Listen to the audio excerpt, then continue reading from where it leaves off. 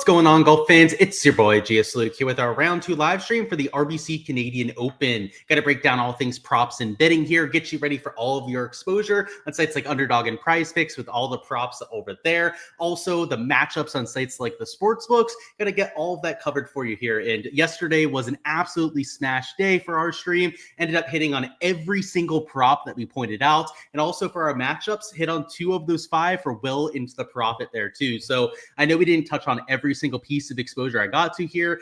Still a smash day if you tailed all the exposure there, but overall a plus 15 unit day for yours truly. So if you're part of the Patreon page, you absolutely printed for round number 1, and already having plus 14, plus 15 units is normally what we have for an entire event, and we still have a full 3 rounds to work with. So here in this live stream, we're going to work on doing exactly that. So any bets you want me to deep dive, feel free to go ahead and throw those down in the chat, but we're going to go through the stat averages, make sure we know exactly what to expect from this course. We're going to go through a weather report, and then of course the Underdog and Prize Picks board. So exactly how to attack each category, as well as afterwards the matchup stuff. So that's a little bit of an idea of exactly what is to come. Anything on top of that, including specific bets that you want my take on, feel free to go ahead and throw those down below. But we got Alex Esquire down there, says, what an intro. Welcome on in, buddy. We were just talking about a few props before hopping on in here.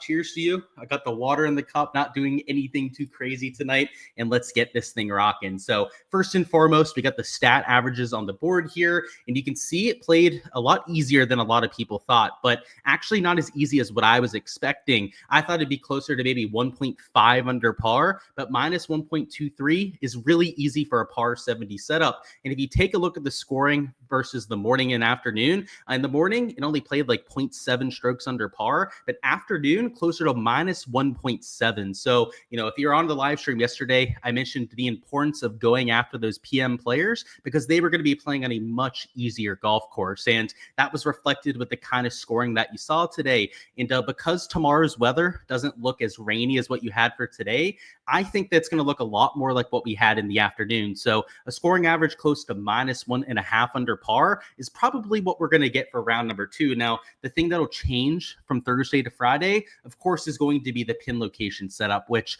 we're going to go through here in just a little bit. But the birdie average, just a tick under 4 per round. So the average was 3.94. Bogey average, just a hair under 2.6 per round. So pretty close to where I was expecting both of them to come in. I thought the birdie average would be like 4 to 4.25 per round. Worth noting that with the slightly easier conditions, maybe it is closer to 4.2 in round number 2. And then the bogey average, I thought it would be about 2.5 per round. It was 2.6 per round. And maybe with the slightly easier conditions, we end up getting those exact averages tomorrow. So I would say the golf course is pretty much spot in line with what we were expecting. And tomorrow, I think it's truly going to come out that way. The fairway average, the green average, these are going to be the far more important averages that we have here. We kind of expected these top 3. The bottom 2 here is where it was a lot more of an unknown. So you can see the fairway average was 9.61 per round. That's a 1.6 higher than what it was at the Fortinet Championship. So a big difference from when you had the minor league guys hitting it around this golf course. And then the green average was about 12 per round at the Fortinet. Not as big a difference, only about a 0.8 difference between those 2 fields, but 12.8 here in 2025. So now we have an idea of a baseline for both of those bottom 2 categories. Going to give us a lot more ammo when it comes to attacking each of those boards. And then obviously getting the confirmation with those top 3 categories was pretty nice as well. So it's good to see that the course breakdown, the handicapping process was as dialed in as humanly possible. And when you are able to do that sort of thing, and the sports books don't have that kind of knowledge, that's how you print a plus 14, a plus 15 unit day. And I do have to add this little disclaimer is rounds 2 through 4, it's going to be probably a little bit harder to find that sort of edge because the sports books are privy to this sort of information as well, right? They're not the only ones that are going to be running these averages, getting an idea of where the field stood for Thursday so that they can use it for the rest of the weekend.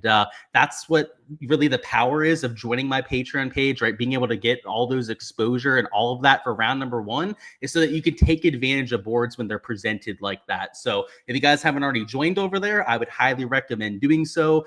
Even if you were a 5 unit better, right? The small as it gets on any of these prop sites, today you paid for 6 months of the Patreon access, and that was one slate of 1 month that was able to do so. Now, they'll be losing slates. There's obviously going to be a lot of winning slates as well. But that's the power of getting into that sort of a Patreon page and getting that sort of a stat breakdown. So take advantage if you guys haven't already. Again, link down below to go ahead and join.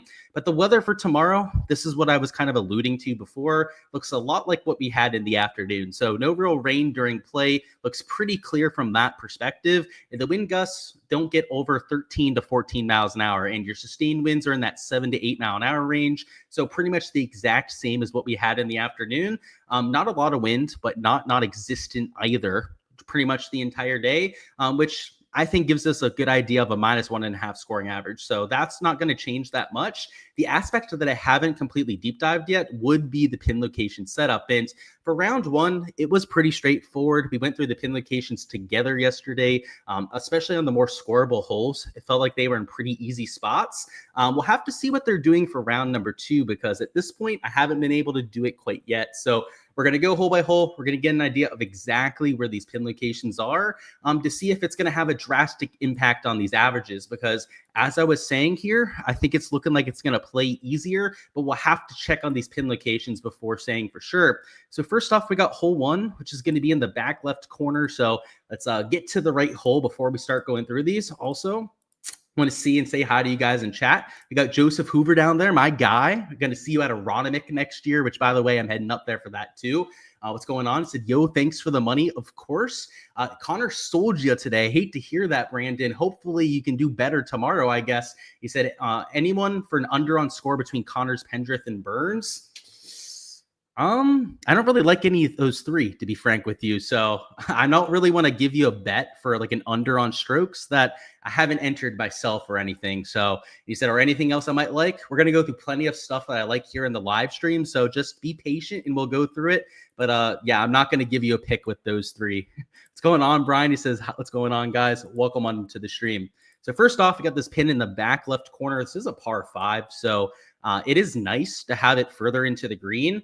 Today's pin location, though, is undoubtedly a little bit easier than what it's going to be for round number 2. Round number 2, it's slightly further into this green, which will complicate the around the green shot. However, I do think it's an easier shot if you have to lay up. And the reason I say that is the sloping that you have behind it. You're going to be able to take a wedge shot off of the slope and be able to hit it to 5, maybe 10 feet, I'd say, to this kind of a pin location. So I'd say the scoring average to get like maybe 5/100ths of a stroke harder, but marginal difference at most. I still think you're going to see a bunch of birdies at hole number 1. It is only going to be a 530 something yard par 5. Hole 2 is on this left corner, so it is on the broad side of the green, and I would say a hair easier than round number 1. It's towards the easier side of the green. This front right corner has a false front, which caught a few players out today. In fact, Wyndham Clark landed it up on the slope towards the back of the green and ran it the whole way back onto that false front. So, I mean, that was a freak example, not something that you can use for the entire field. But over towards the left side, there's still some sloping towards the front, so it's not like you're completely immune from spinning it off the front, but it's not as drastic as sloping as what you have on the right. So kind of like hole 1, it's a very marginal difference though, nothing drastic. Next up, you have hole 3, which is in the back right corner. This back right corner looks a little harder to get to than where it was today. It's a slightly longer shot, but still going to be one of the more scoreable holes that you have out there. And kind of like hole 2, you have this, or hole 1, I should say, you have this backstop that you can use with a wedge that it's still going to play a little harder, I'd say, because it's a longer shot, but maybe it neutralizes some of that difference just because you could spin it back and make some birdies there. Next up, we have hole 4, which is a front right pin, and this is a short par 3 to begin with. It's probably going to play closer to 130 yards, and with how soft the greens are, it's going to be open season to this sort of pin location. It was already easy today, but it's going to be even more simple in round 2. Hole 5 is a middle left pin. It's kind of towards the back, but it's down in this low area. I would say that it's about the same pin location as today. Maybe you think it's harder just because it's a little bit closer to the back corner of the screen, but the sloping here is really going to help players. So I do think that you're going to see more bogeys to this pin location just because it brings in more of a left to right miss. However, you're going to see a higher birdie average as well because any sort of shots heading into this green, anything a little bit hot, is going to be repelled right back down to that pin location. Next up, we have hole 6, which is a shorter par 3. This is potentially drivable, by the way. They might even move up the tee box at some point to accommodate that. And on this right side, it's even easier than today. So it was already one of the easiest holes on the golf course. I think tomorrow it's going to get even easier. It would be exponentially easier if they move up the tee box. 7 is on the middle left side of the screen, so it's a little more tucked than what you had for round 1. So I think it's a good mix so far. We've had a few holes where it looks trickier, a whole bunch that have been easier so far. This is definitely one of the ones that's a little bit harder as it's tucked over that bunker. Next up, we have hole 8, which is a shorter par 4. It is a front pin location, which with a wedge in hand is pretty advantageous, especially because you have a lot of slope behind it, which will help you spin down to it. That's another pin location that looks pretty easy. Next up, we have 9. So 9 is a middle right pin. This is a long par 4. This also looks easier than today. I mean, it's starting to become a trend, right? At first, it was like, okay, it looked pretty even, but now I would say it's definitely starting to side towards the easier side of things. Next up, we have 10. So starting on the back 9, this one looks a little bit trickier, I'd say. It's in this back right corner. It's a longer shot. You also have the sloping in front of that pin that is going to reject some balls down into that low area. This is one that's a hair more hard, I would say. It's a good 11. So 11's a front pin here. It looks easier on paper. It's probably about the same as today, though. It's another example of one of those pins where you had a lot of backstop today, a lot of side slope today that you could use to get the ball close. Tomorrow, it's a shorter shot, which is advantageous, but you don't have that kind of sloping or as much sloping to use to your advantage. So that one's probably about the same neutral, we'll call it. Next up, we have 12, which is on the front left corner as well. So this is a shorter par 4. I mean, this is an easier pin for sure. It was up on the shelf today, up on the top shelf of the pantry. The cookie jar was hard to grab in that back left corner. Now it's back on the low spot over here. So you'll see people spinning it off that slope and getting it close, especially because they're hitting a wedge in. It's only 375. 13 is a middle left pin. So this is a harder par 4. It's right about where the 2 is here. It's a hair more difficult than today. The short-sided miss over here to the left is what you really want to avoid at 13. If you hit it there, you're going to have no chance to get that up and down.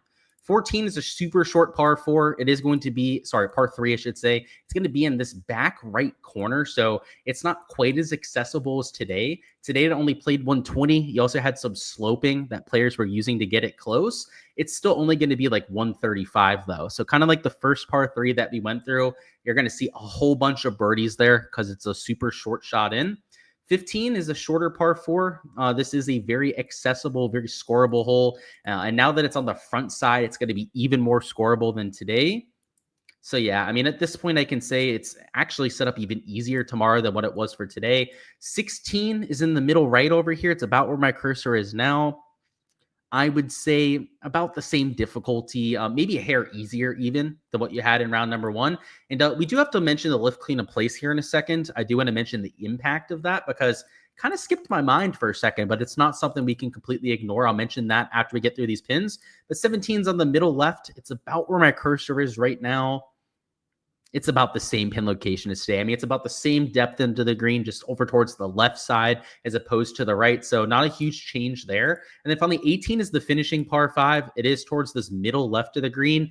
This one's a hair harder, and the chip is easier. So that's not the main reason that this will play to maybe a slightly harder scoring average.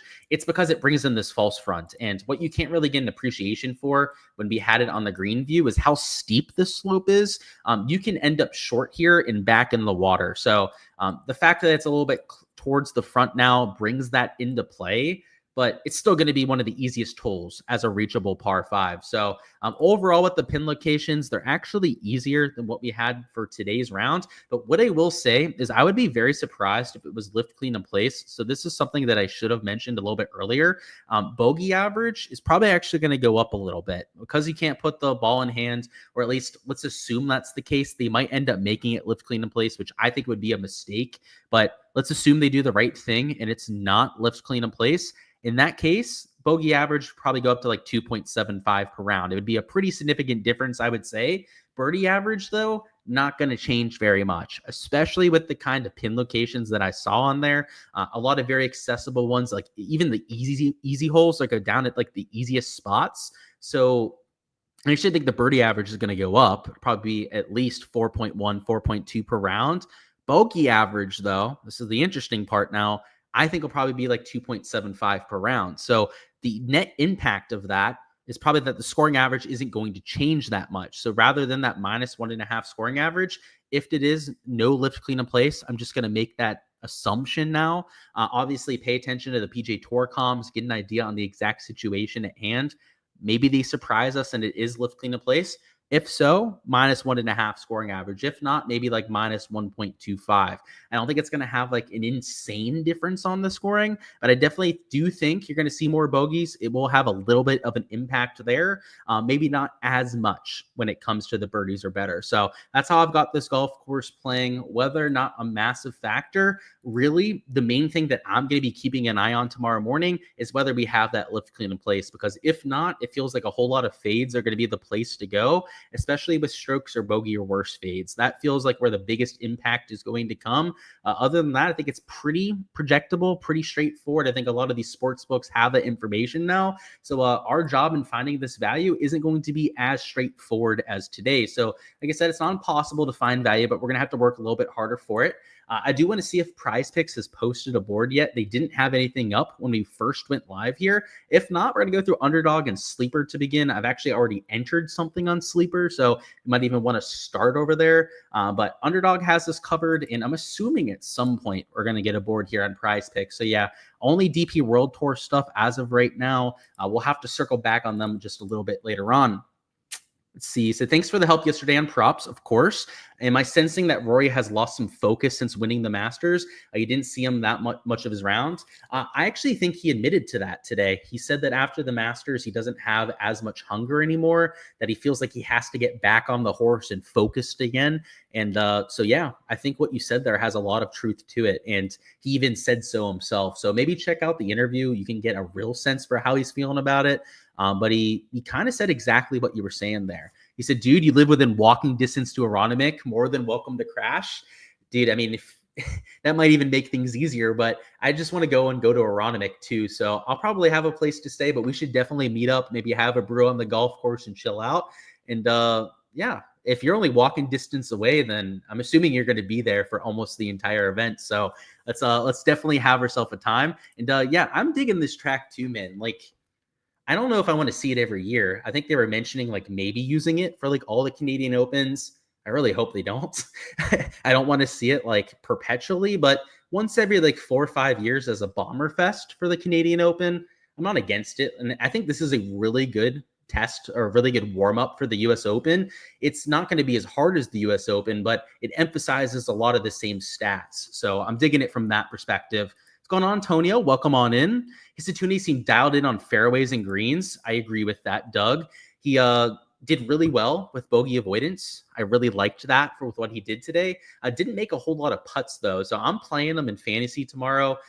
He gained tee to green, but he lost around the green with the putter, which is like the perfect bounce back candidate because those sort of players, if they can hit the ball like they did round one and then just be a little bit better on and around the greens, you're looking at a pretty big improvement. And in Hisatuni's case, I think he lost like 2 strokes around the green in putting. Even if he's a neutral there, that's like a -4, -5 round, let alone if you happen to get lucky and make a few extra putts, that's when you're shooting something super low. So I like how he sets up stat-wise, and I think your observation there is spot on. He hit a bunch of fairways, he hit a bunch of greens, and I think it sets up pretty well. Is it just you, or is this course bland? It is. But it's a good warm-up for the US Open just because of the rough and how bomber-heavy it is. So I think in spurts, it's okay. I like that it's not going to give us the same Canadian Open winner that we always see. Like it's normally like a shorter positional guy.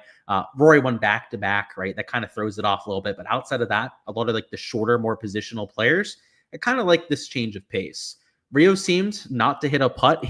That is spot on too. He wasn't getting anything to drop. And then what would I say the cut would be? I think it'll be -3 or -4. After seeing the pins and maybe no lift clean place, would side towards -3. But let's take a look at this board. Any sort of bets you guys want me to deep dive, feel free to let me know. And after seeing the pin locations. I think like overs on birdies could make a whole lot of sense.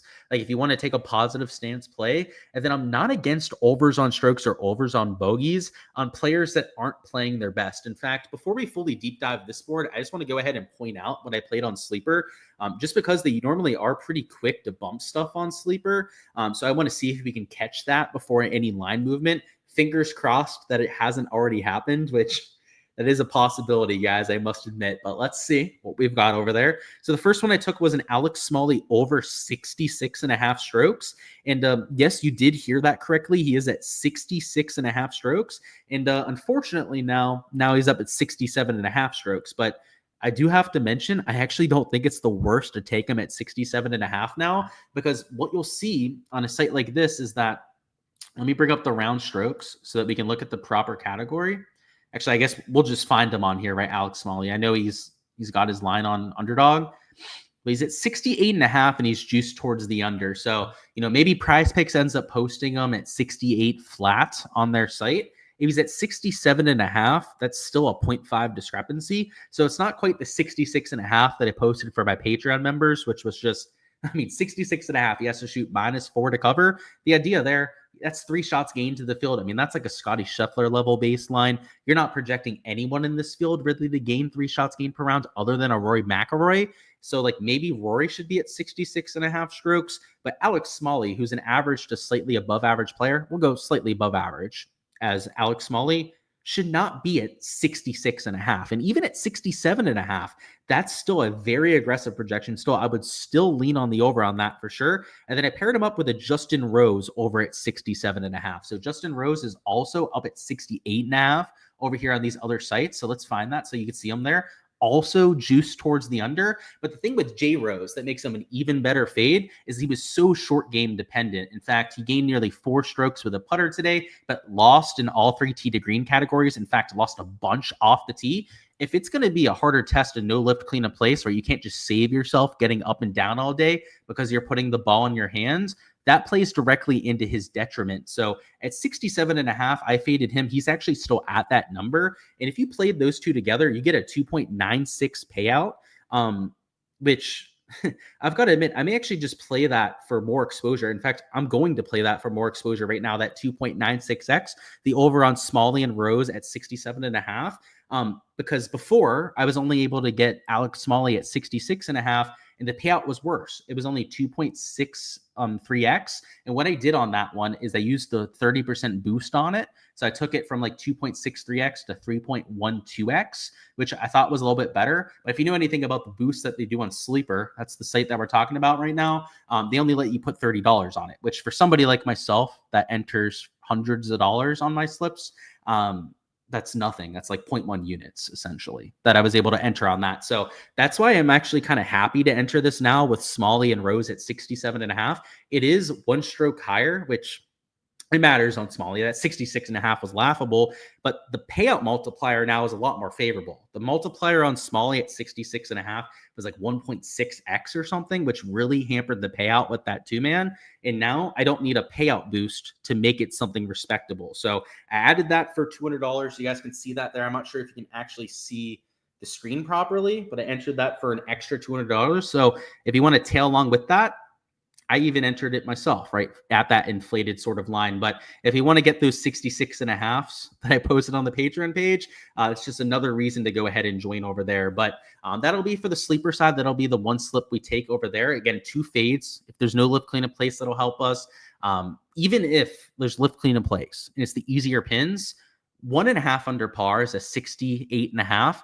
You're projecting both of those players to have to gain 2 strokes to the field to cover, right? To go out there and shoot -3. Maybe it's a stroke and a half, 1.6, 1.7 strokes that they have to gain to the field to cover that sort of line. That's asking a lot from those sort of players, especially a Rose who just could only putt today. That's going to be hard to do every single round. And then especially a Smalley who went nuclear low. You go and you shoot a -5, you're in the top 10. Good stat profile, but it's going to be hard to do that in back-to-back days. So like that over there in Sleeper. Let's try and find something in Underdog now, which, let's see, nothing on Prize Picks yet. Did want to see if they were going to bless us with a board at some point. Let's refresh Underdog too, because they're always adding stuff to the board and I don't want to miss out on anything. The few categories that we can look at over here that aren't going to be on a site like Sleeper would be things like fairways and greens. And with the fact that conditions look pretty calm, maybe some overs could be in play, but I have a sneaking suspicion that these books have kind of accounted for it. Wild leaderboard, I agree with that for sure. So you're looking at Willits for the under on birdies. Let me see, what's he at? Because I kind of agree with you on that. He doesn't make a lot of birdies. So he's at 3.5x. Let me look at Sleeper. Maybe that's the site that you're talking about with that. Let's see. Good old Danny Willett, which throwback, right? Obviously Masters champion Danny Willett. Looking for him on Sleeper to see if he has a line posted, which I'm sure he does. Just have to find him on here. Nothing yet. Let's see Dunlop. Danny Willett's also at 3.5x. I mean, with the kind of multiplier you're getting on a site like Sleeper, I think he was like 2.1x, even the 1.17x over here. I wouldn't be completely against it, especially if he was all putter today, which I don't know his stat profile. Let's see. So he gained 3 on approach. That kind of talks us off, that sort of thing. I'm okay with that. I don't think it's my favorite play, though. I do have to admit. Cam Champ, under 9.5 fairways. So, yeah, it's about that field average, but Cam Champ, as I'm sure you know, is not usually a very accurate driver. Let me see if he's gotten a multiplier on it. So he's at 9.5 and he's even money. One other thing I want to check. Let me bring up Data Golf, guys. Let me reshare my screen so you guys can see this. Let's look at Cameron Champ's recent accuracy. So there's Cam Champ. I mean, he's actually not that terrible at hitting fairways anymore. I mean, like he has weeks where he loses, but look at all that blue over there. That's this right category, by the way. This accuracy category is mainly what we're looking at there. And I mean, over his last 25 starts, let's get rid of these bottom 5, I guess. How many has he gained in? 1, 2, 3, 4, 5, 6, 7, 8, 9, 10. So it's like pretty much half and half. So he's pretty much a 50-50 rate, whether he's gaining accuracy or losing accuracy to the field. And it's almost all PGA Tour events in that sample size, right? There's only 2 of them that are Korn Ferry, and one of them was a gain and one of them was a loss. So it's pretty much all the same kind of fields that we have here. It's a toss-up. I actually think that line on Cameron Champ's actually a pretty good one, I would say, based on what we just looked at there. I do have to say, though, a bomber like that, I would lean towards the under, so I wouldn't be taking the over. Rosie is using the Fitz chipping style. I did notice that.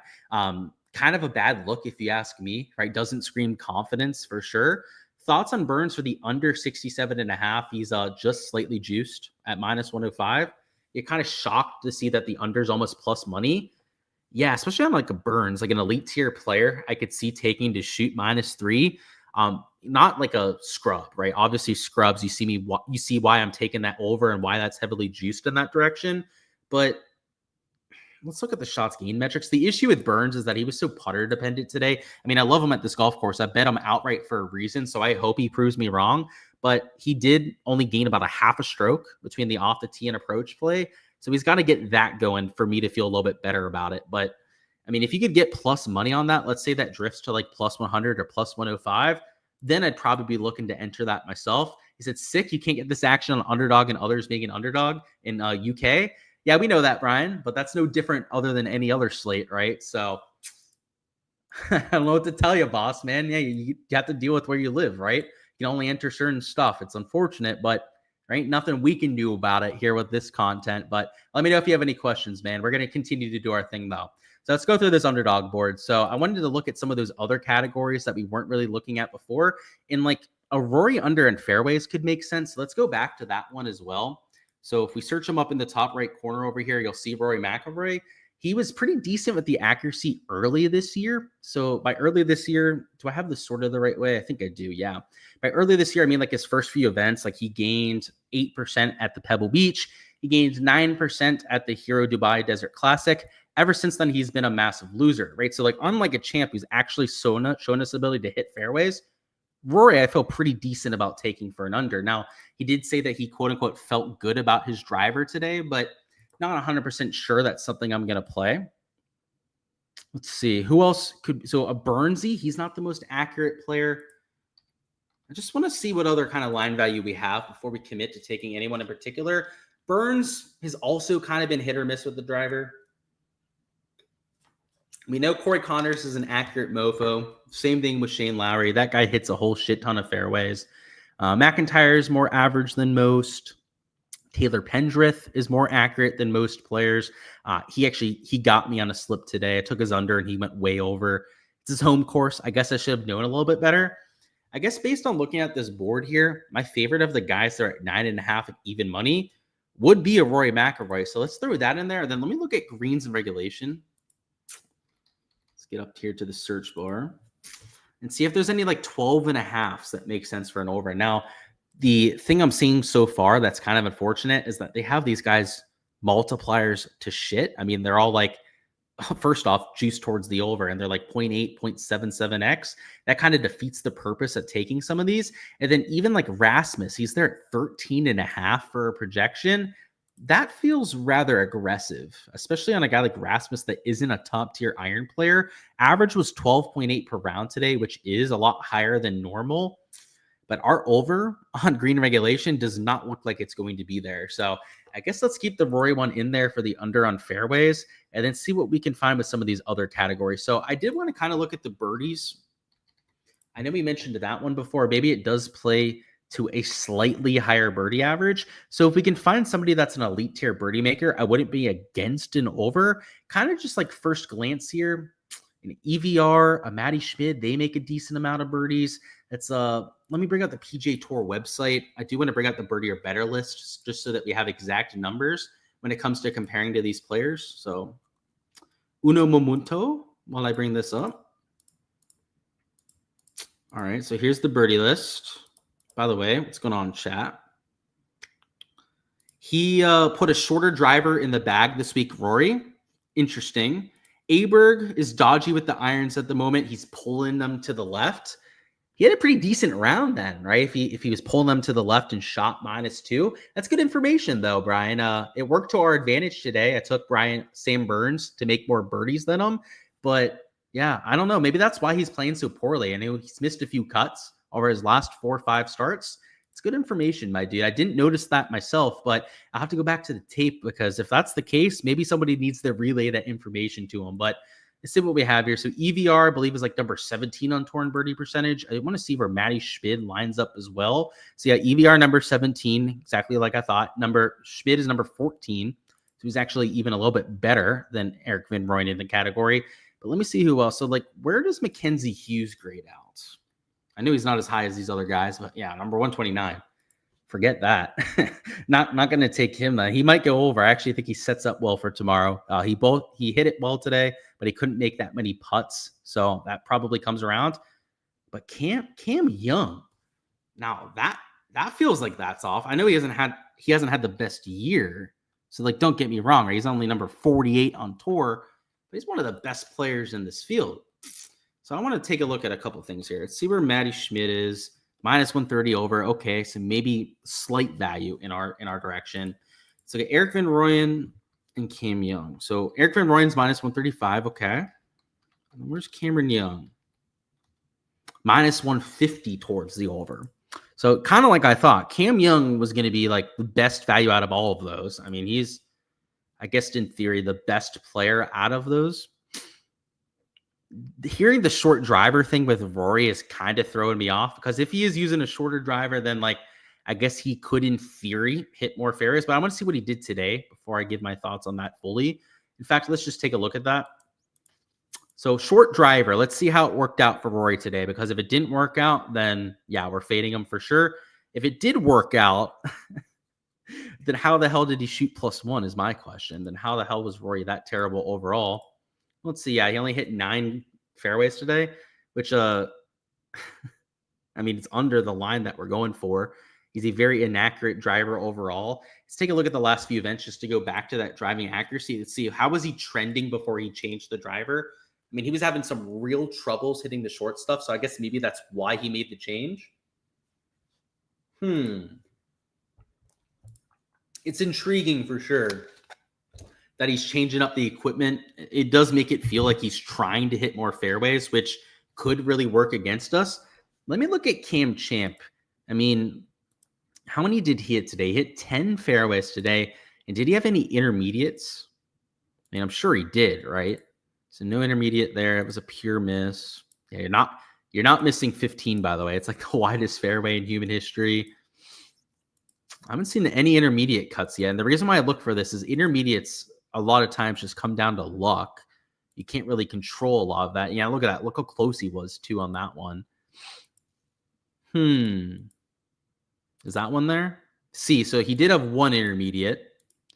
So he got screwed once today. Normally you get screwed more than once out of your 14 holes. If he had no intermediates out of his round, I probably would take his under at 9.5. But yeah, it probably is close to the toss-up we're looking at before. In theory, though, this under on Rory at 9.5, 99% of the time on tour would be an under that I'm comfortable taking. With him changing up the equipment, maybe we try and find something that makes a little bit more sense. So just to go through some of the other guys for fairways, let's actually bring up that board again. Sam Burns was an option. And he's kind of like a coin flip, though. Let's see what he did today. I am curious about what he came in at after round one. So those good old Sammy Burns stats. He had 11 fairways today. That's impressive. He doesn't always do that. Not the most accurate driver, as we've already outlined. I mean, Kevin Yu, I'm interested to see that one. What is his driving accuracy looking like this year? So let's go to not scoring. Let's go to off the tee. Let's get to the proper category here. Get driving accuracy. I know that he's not a terrible driving accuracy guy, but I am curious exactly where he comes in. So he's number 60 on tour, so slightly above average in that category. And if we took him for the under, that would actually be a multiplier in our favor. Dietrich is at that 9.5 number. He doesn't always hit the most fairways. What would it look like? Terrible payout, only 2.5x. If you took a 0.81xer like we have on that one. Not going to fade these gods at hitting fairways. It's just a losing proposition when you do that. You could go to Wyndham Clark. That guy can't hit fairways for his life. But the issue is with this sort of aggressive multiplier, even with the anti-correlation, that's only a 2.65x payout. So it kind of defeats the purpose of taking these anti-correlated slips where we can get slightly over a 3x payout if we end up mixing them in. That's the only hesitation with wanting to go with somebody like a Wyndham Clark or Thomas Dietrich for the under, is that the payout isn't anywhere near as favorable. Now, let's look at Dietrich. That is 2.81x, so it's a little bit more stomachable. But let's look at the driving accuracy. I know he's kind of been all over the place. Yeah. I mean, once in a blue moon, he happens to hit fairways. I mean, in theory, he's a good under. Let's see. For the year, in number 128, yeah, kind of checks that box. And let's see what he looked like today. Today, he hit 12 fairways. So he had one of his best days at hitting fairways for quite some time. I mean, we could just play the regression game. I mean, he's due to come back down to earth for sure after that sort of performance. That might be what we do here. I mean, it's not the sexiest slip, but it is something where I think we're getting decent value on both sides. I mean, just to go over like why this would be decent under, fairway average might go ever so slightly down with the course getting a little bit firmer and faster. If he's somebody who's a well below average accuracy guy, he went well over his baseline today. Not only is he normally going to project under that 9.5 number, but he's also due for some regression back to the mean. So that is kind of helping our case even more there. And then on the other side with this Cam Young over on birdies, I think that makes quite a bit of sense as well. But I'm not going to enter this one myself until I can do a little bit more further research after we get off the live stream here. The slip that we're going to do for this live stream will be that sleeper slip that we've already talked about. Again, that's the over on J Rose and then the over on Alex Smalley at 67.5 strokes. Those ones I feel a lot more comfortable with because that fade value, a whole stroke lower than what you have on these other sites, is I think the smartest way to play the slate. Like without the lift clean in place, I think just with the board so low over there, it makes no sense. Well, they have guys at like 66.5, 67.5 strokes that aren't even good players. Like you might as well abuse that value while it's there and available. So make sure to enter that one if you guys haven't already. If you want to tail these two, I'm probably going to get exposure to these two at some point, like especially this Cam Young prop. I'll 100% be entering that with some prop at some point. Make sure to check out the Patreon page for all of that. That's where I'm going to be posting every single slip as I get to it. Today ended up being a plus 14 unit day, and tomorrow where maybe it's going to be hard to match that, right? It's going to be hard to back that up, as I said with the tweet that I put out earlier, but we're going to try our best to try and run up the profit on top of that. So make sure to join the Patreon page if you haven't already for all of that. And we're going to go through a matchup or two and then hop on out of here. It's getting a little bit late on the East Coast. I'm dealing with a bit of a migraine right now, so going to keep this one a little bit shorter just to accommodate that. Hopefully you guys understand. Still going to go through everything though, because you guys know I'm going to always make sure you have everything covered. Where'd we leave off? And by the way, good call on the short driver. Like, I'm going to have to do some more digging on that before I decide on whether I take that under or not. That's why I haven't entered it, by the way, at this point. See, it is the mini driver with Roar. Ooh, that's a tough one. Mini driver is a lot more accurate. I at least like that you pointed that out. You may have saved me on that one. We'll see. He missed a lot of fairways late, you're saying? Okay. So maybe he changes it up. I mean, it didn't really work for him today. I mean, realistically, why is he going to a mini driver when he's about to go to the US Open at Oakmont? Long course, brutally long rough. You want to hit the ball as far as possible down the fairways there. The guy is a complete moron sometimes. I mean, I hate to say that about somebody that's so successful, but he's in his head sometimes, and it's just ridiculous. It makes me shake my head sometimes when I see the decisions that he makes, because they make no sense. It's like, who in his team thought that was a good idea to tell him to shorten up the driver? I mean, especially heading into a major championship. Like, I could see if it was the RBC Heritage, it was a golf course where you don't have to hit the ball a long way. Yeah, Oakmont's not that golf course. See, they've been off for a while. Phil, you're saying with Aubert. Yeah, it doesn't surprise me with Aubert and that happening. I think that's why, like Brian was saying there, he's been off for quite some time. Of course, Joseph. Can I deep dive Dunlap real quick? I for sure can. I saw that he shot over par, but he didn't completely implode at least. The shots gained profile is pretty ugly, though, losing across all 4 stat categories. Yeah, you can see it right there, man. Not much to say other than he sucked. Migraine game, not quite a migraine, Jordan, just more of like a headache. So I'm just powering through it. If it was a migraine, I would not be functioning this well. Let's put it that way. So Nap, Molinex, Toasty, and Champ all played great today. So Bombers have a huge advantage. That's what I was mentioning earlier. I think so, Antonio. I even said it on the Showdown stream that the people that were mentioning the Bomber advantage were definitely on to something, at least for round 1. Now, as the week goes on and the course dries out, I don't think it's going to be as much an advantage to hit it a long way, just because you're going to get more rollouts. The guys that hit it lower are going to get more distance. But as of now, at least, rounds 1 and 2, for sure, Bombers have an advantage. And of course, I will do my best to feel better. You said you're not sure if it's a mini driver. That's what you were asking. Oh, okay. I see what you're saying now with that comment before. Mine, mini driver would really scare me off of a fade, because if he's not even hitting a pure driver, I mean, yeah, fairway percentage probably going up 5 to 10% right there. But if it's just a shorter shaft, I think that's just what it is, right? I think it's just a shorter shaft that he's using. It might not have as drastic an impact, but let's find some matchups that make sense. I normally want to try and find some long shots that shouldn't be long shots. It worked out in round number 1, right? We hit 2 of those 5 that we put out for well into the profit. And we're only going to enter what really makes sense and what's obvious value at this point. And what I normally look for, like, I mean, this one makes sense. I know Cam Young didn't hit for us today, but plus 160 is something I'll go back to against a Ryan Fox and Tom Kim. I just think he sets up for this golf course way better than those other 2 players. So we'll throw him in the shopping cart. Not sure if he's going to make the final cut, though. We'll have to see. Nothing that really stands out with these. Like maybe a Hadwin. Actually, I really, really like this Hadwin at plus 225. That's like by far the favorite that we've seen so far. We could go back to EVR. He did hit for us already today, but it kind of feels like we're pressing our luck if we go for him in back-to-back days. So we'll avoid that. We'll do the prudent thing and not jam him in back-to-back days. Castillo being minus 140 in any 3-ball matchup is blasphemous. There's no way he should be minus 140. I'm a big Castillo guy, and I'm the one saying that. Waygard versus Lauer. Woo. Yeah, should be the favorite, but I'm not going to bet him at like a plus 140. Need a little bit of a juicier number to be getting to that sort of play.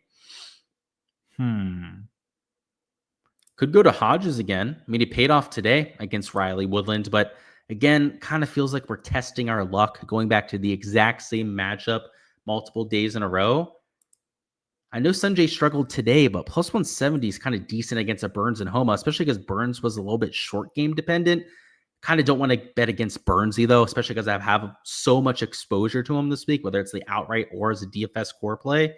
Nick Taylor against Pendrith and Hughes isn't a terrible one. Actually, I thought Hughes was like plus 160, plus 170, but he's sneaking there at plus 180 himself.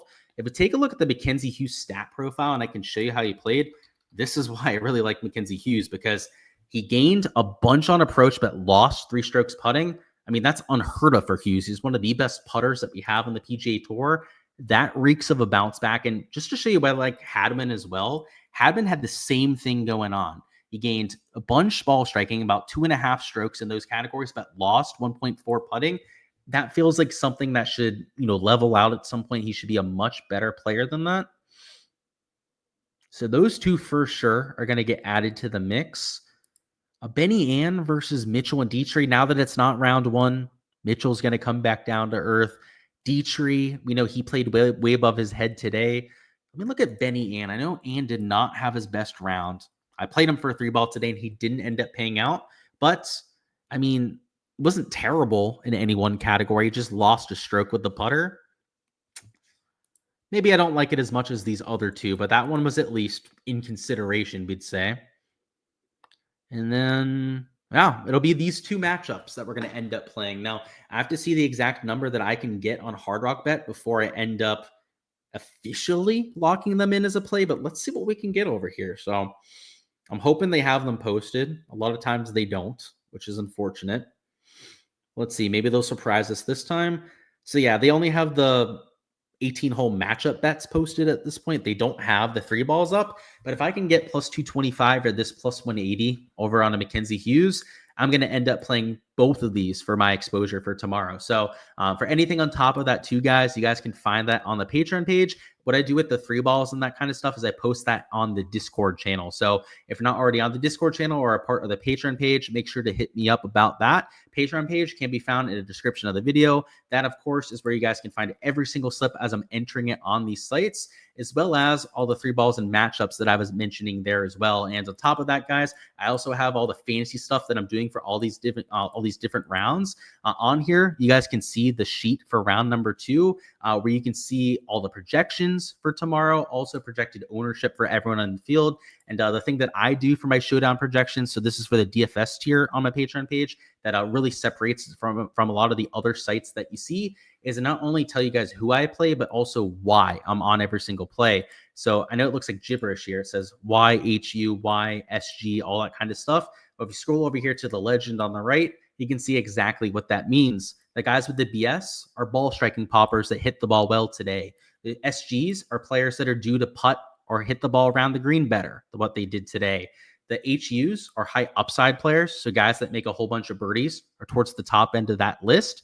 And then the LVs over here, which you didn't see towards the top, but this is actually a new addition to the sheet this time around, are leverage plays. Guys that are low owned that I'm using to get different to the rest of the field. So for all the fantasy stuff, you guys can obviously find that completed sheet over there on my Patreon page, as well as all the prop stuff that you found over here. And what I did see on here, if you guys are still around, we're going to look at this prize picks board now, just to see what it looks like compared to Underdog. I'm not sure if we're going to have a slip to enter. I may keep that for my Patreon members afterwards. Again, I'm not feeling the best, but I do want to see what they have on here because it might be different. And if it is, there might be some value that's worth pointing out to you guys. So we'll tough it out for a few more minutes. I can make do for at least another 5 minutes, would say. Tighten up the hat for the headache. Okay, I'll try that. I can't do it now. I look like an idiot if I take out my hat. My hair is crazy right now. Jordan says on the ESPN Plus broadcast, they said it looked like he took a half an inch off the shaft. So nothing modified on the head. So yeah, no mini driver. It's just the shorter shaft then. It's probably not that big of a difference then. So to go back to that Underdog slip, if you guys want to tail that with the Rory prop, I'm okay with that, especially because it's over a 3x payout. That might be what we actually end up playing on the Patreon page. Just a shorter shaft. Okay, that's a good confirmation. And by the way, yeah, that us talking about the shaft so much, deserving to have that comment in chat. Definitely sub 45. Okay. EVR started bad and then got to -3. He did. That was clutch, by the way, Brian. for him to be able to go out there and cash that for us. And then do I play matchups for a full unit as well? I do Yahtzee, yes. Normally it's even like the plus 180s, the plus 200s I do, because I enter multiple per slate. Like I'll go with 4 or 5. So if I cash 2 of them, then I'm well into the profit. So if I was only entering like 1 3-ball, maybe it'd only be a half unit then, just to not go fully overboard on that. But it kind of depends on how many I'm going with. But for the most part, yes, 1 unit on all of those. But that's all I got, guys. Best of luck with all the exposure that you guys are going with, whether it's the matchups, whether it's props over there on these different sites that we've got. And again, Patreon page is the place to be for all that exposure.